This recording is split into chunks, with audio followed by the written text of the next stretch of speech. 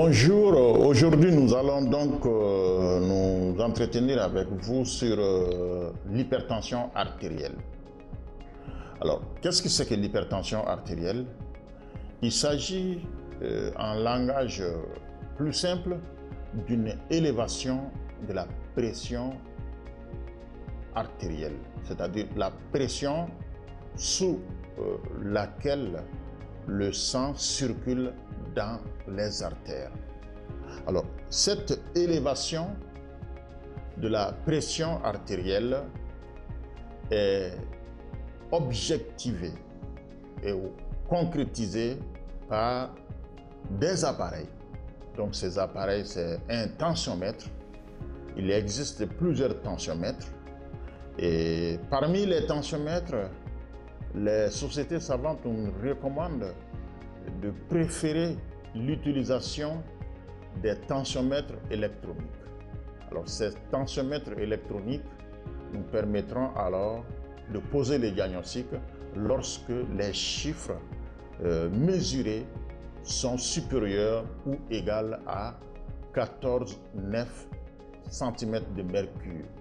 Alors, une fois qu'on a posé ces diagnostics-là par la mesure de la pression artérielle, par un tensiomètre, au cabinet, ou bien même chez le malade à la maison, ou bien même en utilisant ce qu'on appelle un appareil automatique qui est porté au bras pendant 24 heures.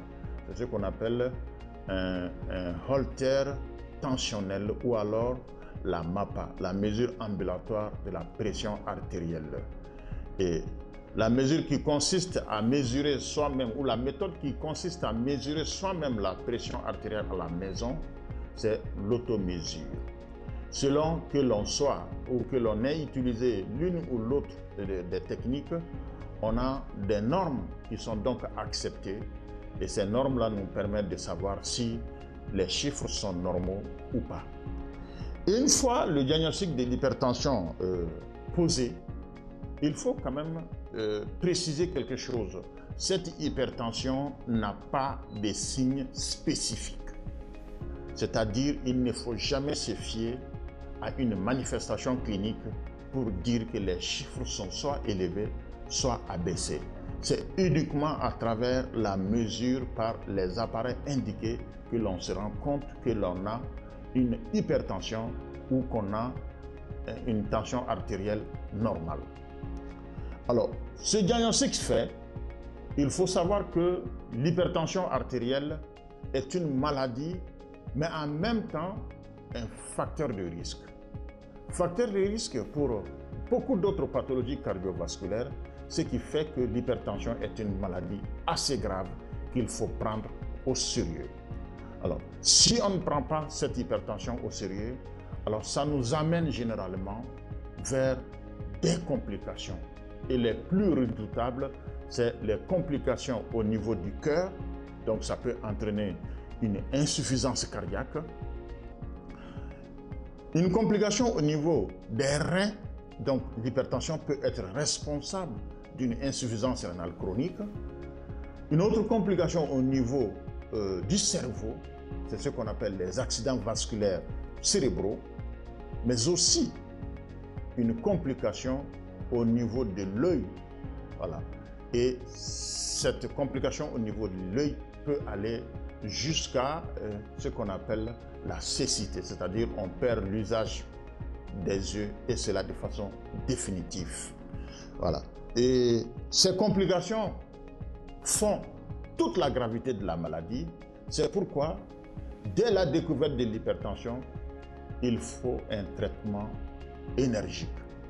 On ne perd plus le temps avec le traitement de l'hypertension.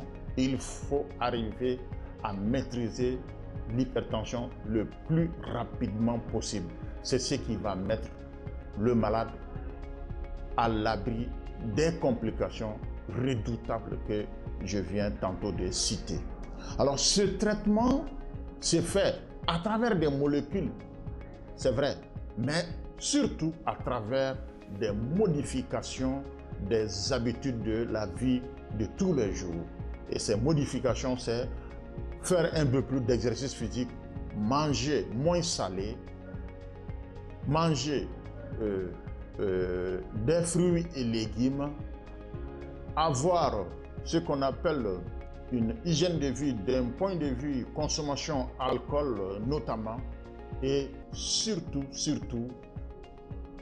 lorsqu'on arrive à avaler ou lorsqu'on arrive aux molécules chimiques, il faut savoir que le traitement est à vie.